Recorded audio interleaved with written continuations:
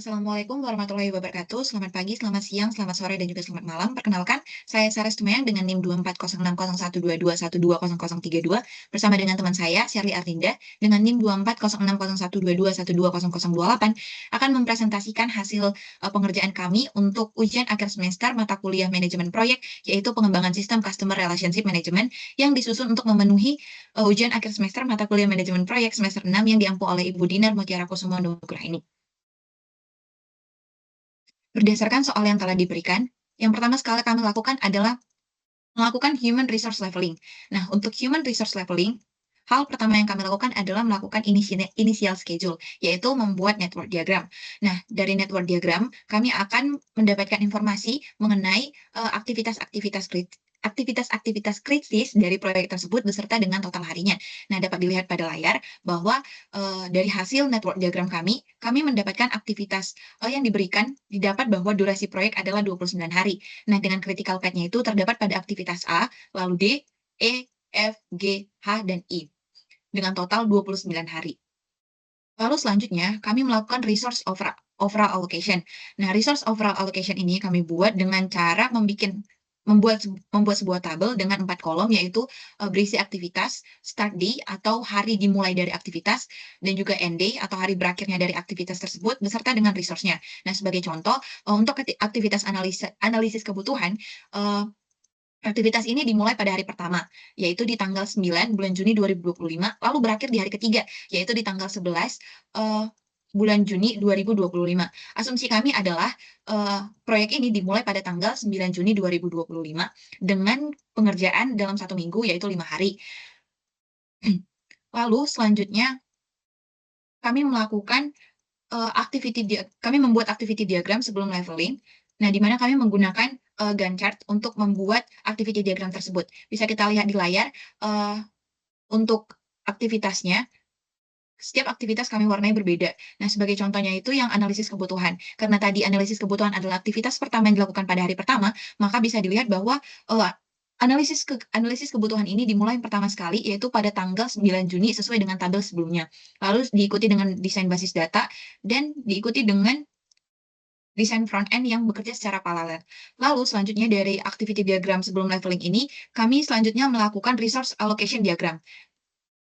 Nah, dari hasil resource allocation diagram ini, kita bisa melihat bahwa setiap resource itu tidak mengalami penumpukan aktivitas, yang artinya tidak ada dua aktivitas yang dilakukan secara bersamaan. Bisa kita lihat contohnya seperti di DBA. DBA ini tidak ada penumpukan, hanya ada dua aktivitas, yaitu di awal dan juga di akhir. Lalu ada JD1 dan hanya dua aktivitas saja dan tidak terjadi penumpukan. JD2 juga ada 3 aktivitas dan tidak terjadi penumpukan. JD3 juga ada 2 aktivitas dan tidak ada penumpukan. Begitu juga dengan QA, tidak ada penumpukan. SD1 ada 4 aktivitas dan tidak terjadi penumpukan. Dan juga durasinya itu bisa kita lihat ada jeda antar aktivitas.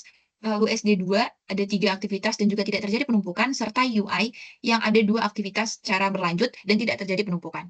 Lalu setelah resource allocation diagram, kami membuat resource histogram untuk melihat distribusi daripada resource histogram, untuk melihat distribusi daripada tugas setiap tim. Nah, kita bisa lihat kami membuat resource histogram ini berdasarkan per minggu. Jadi ada minggu pertama sampai dengan minggu ke-6. Nah, di sini kita bisa lihat, contohnya sebagai berikut, ada DBA yang diwarnai dengan diagram berwarna biru. Nah, di sini DBA tidak terjadi adanya penumpukan di minggu pertama dan juga minggu kedua. Demikian juga untuk resource lain seperti JD1, JD2, JD3, QA, SD1, SD2, dan juga UI. Nah, berdasarkan hasil dari activity diagram sebelum leveling, resource allocation diagram, dan juga resource histogram before leveling. Sebelum dilakukan leveling, didapat bahwa setiap anggota tim itu tidak terjadi teroverload dan juga distribusi tugas antar anggota timnya seimbang.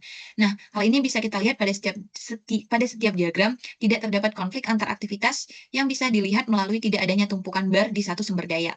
Nah, dari sini kami mengambil kesimpulan bahwa tidak diperlukan penyimbangan sumber daya karena sudah seimbang.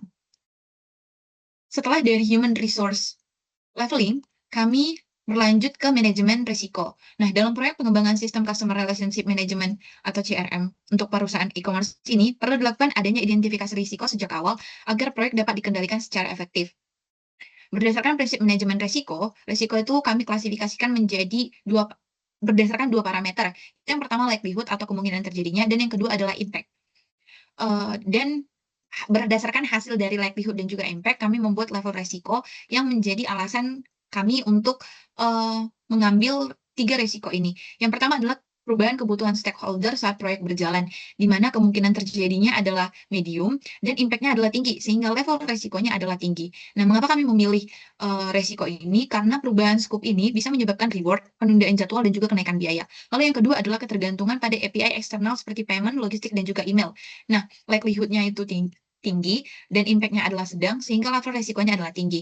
Nah, kenapa kami memilih? Karena jika API bermasalah, maka sistem tidak bisa berfungsi penuh, seperti contohnya ketika terjadi checkout dan juga notifikasi yang gagal. Lalu yang ketiga adalah kegagalan sistem saat deployment ke produksi. Likelihood-nya medium, impact-nya tinggi, sehingga level resikonya adalah tinggi. Nah, alasan pemilihan kami karena lingkungan produksi itu bisa berbeda sesuai dengan staging dan juga testingnya. Hal ini bisa menyebabkan crash error besar saat akan di deployment ke produksi ataupun go live. Lalu selanjutnya, eee, kami membuat rencana mitigasi untuk pencegahan dan juga sebagai tindakan kontingensi kami dalam memanajemen resiko ini, sesuai dengan, resikonya yang 3 yang sudah saya sebutkan sebelumnya. Yang pertama yaitu, perubahan kebutuhan stakeholder, pencegahannya itu ada 2 yaitu free scope dan juga change request form. Yang free scope ini adalah kita seperti menetapkan ruang lingkup proyek sejak awal agar tidak terjadi perubahan di tengah jalan. Hal ini sesuai dengan kesepakatan yang sudah tertulis di project charter. Lalu yang kedua adalah change request form. Jadi jika ada permintaan perubahan seperti fitur baru ataupun pengurangan data, dia tuh harus melalui formulir khusus sehingga tidak sembarangan ketika menambah atau mengurangi pekerjaan. Nah, untuk tindakan kontingensinya, kami membuat prioritas backlog ataupun, seperti prioritas pekerjaan. Jadi ada yang ditentukan dulu mana aktivitas yang paling penting dan juga dikerjakan lebih dahulu. Yang kedua adalah penambahan buffer waktu. Yang kedua, resiko kedua adalah ketergantungan API eksternal. Nah, pencegahannya itu kami melakukan dengan prototyping awal ataupun melakukan tes API dari awal. Jadi langsung dilakukan percobaan API sejak awal pengembangan supaya tahu dokumentasinya jelas dan juga cara kerjanya stabil. Dan kita perlu memilih API yang stabil. API yang stabil itu adalah API yang mempunyai SLA atau mempunyai service level agreement, sehingga jika terjadi masalah bisa ditindaklanjuti. Untuk kontingensinya sendiri, kami melakukan fallback mechanism, yaitu menyiapkan cadangan sistem. Jadi kalau misalnya API-nya gagal merespon, data permintaannya bisa disimpan dulu dan juga dicoba ulang. Lalu yang selanjutnya itu masih sebelumnya, yang ketiga adalah kegagalan, sistem saat deployment. Nah, pencegahannya itu bisa dengan cara membuat uji staging. Nah, jadi kita membangun lingkungan testing yang mirip dengan sistem asli atau produksi supaya pengujiannya lebih realistis. Lalu untuk langkah kontingensinya itu kita membuat rollback otomatis ataupun backup database.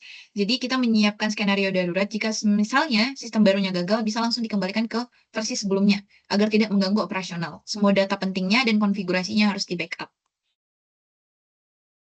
Nah, selanjutnya itu, pada manajemen resiko, kami itu melakukan analisis dampak terhadap, proyek. Nah, untuk di sini dampaknya itu akan berdampak pada jadwal, anggaran, dan juga keberhasilan.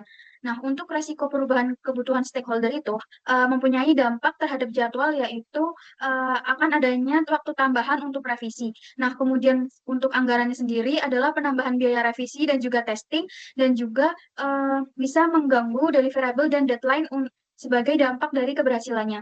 Nah, kemudian untuk resiko pada masalah kompatibilitas API, dia akan berdampak pada jadwal, yaitu adanya penundaan integrasi dan juga pengujian. Nah, sedangkan untuk dampak pada anggarannya sendiri itu adalah adanya tambahan biaya riset atau alternatif API.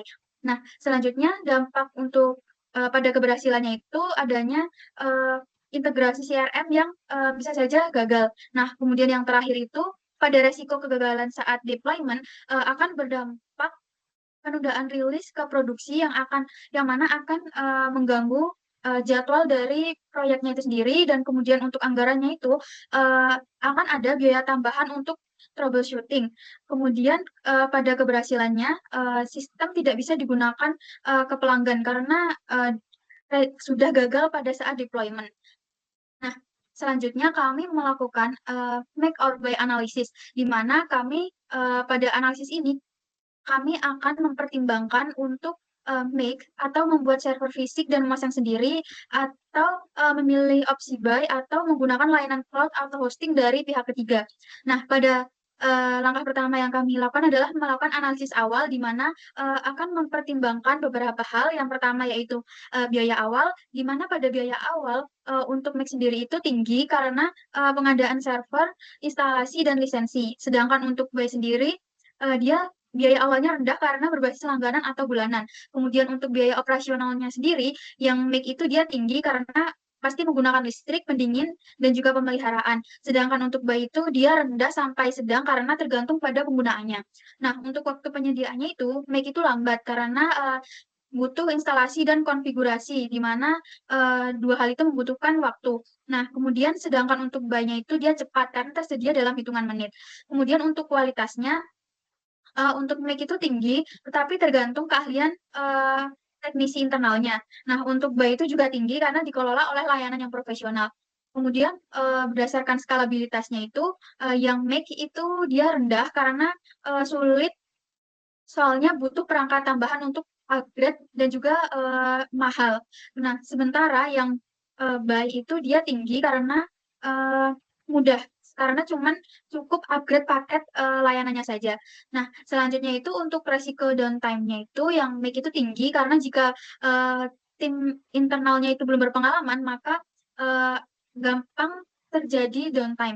Nah, sedangkan yang Buy itu dia rendah karena, seperti yang sudah dijelaskan sebelumnya itu terdapat dukungan SLA atau Service Level Agreement dan juga teknis yang 24/7. Nah, kemudian yang terakhir itu berdasarkan kontrol akses dan keamanannya, Mac itu dia tinggi karena kontrolnya penuh, tapi perlu sistem pengamanan, internal yang ketat. Kemudian sedangkan yang Buy itu, dia itu sedang karena kontrol terbatas tetapi, keamanan dari penyedia terjamin. Nah, setelah melakukan analisis awal, kemudian kami menggunakan, matriks keputusan. Nah, di mana pada matriks keputusan ini kami, memberikan asumsi pada bobot dan juga, kriteria itu dinilai dengan skala 1 sampai 5. Nah, untuk biaya total itu, dia merupakan biaya awal dan juga biaya operasional, kemudian untuk resiko teknis itu dia, adalah resiko downtime serta kontrol akses dan keamanan. Nah, untuk, penilaiannya itu, untuk skala dari biaya total itu, skala 1 dia sangat mahal hingga, 5 itu sangat murah. Untuk waktu penyediaan, dia 1 sangat lambat hingga 5 sangat cepat. Untuk, kualitas infrastruktur, itu 1 itu sangat buruk hingga 5 sangat baik. Kemudian skalabilitas 1 itu sangat sulit hingga 5 sangat mudah. Dan yang terakhir itu resiko teknis 1 itu sangat tinggi hingga 5 itu sangat rendah. Nah, kemudian, dapat dilihat pada tabel untuk rating sendiri itu kami dapatkan dari, analisis awal, yang sudah dijelaskan sebelumnya. Kemudian, untuk memperoleh skornya itu didapatkan dari, bobot dikali dengan rating. Sehingga untuk Make itu total skornya itu 2,3 dan juga untuk Buy itu 4,65. Nah, kemudian kami melakukan analisis kelebihan dan juga kekurangan. Untuk Make atau membeli server fisik dan memasang sendiri itu, kelebihannya itu adalah, kontrol penuh atas data dan juga konfigurasi, kemudian tidak bergantung pada vendor luar. Nah, tapi, kekurangannya itu adalah biaya awalnya itu besar dan butuh teknisi ahli, dan juga tidak fleksibel jika kebutuhannya itu, berubah-ubah.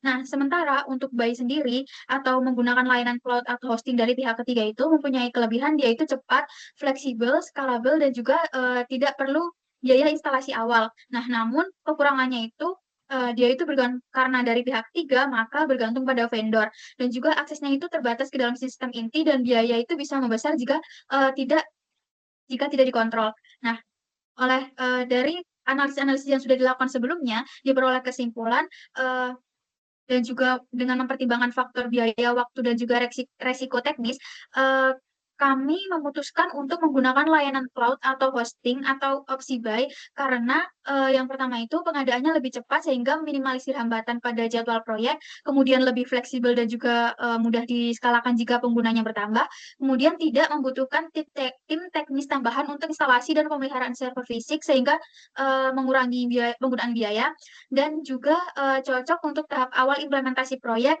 yang masih pada tahap validasi dan juga pengembangan. Nah, sekian presentasi dari, kelompok kami. Apabila ada kesalahan kata mohon maaf. Wassalamualaikum warahmatullahi wabarakatuh. Terima kasih.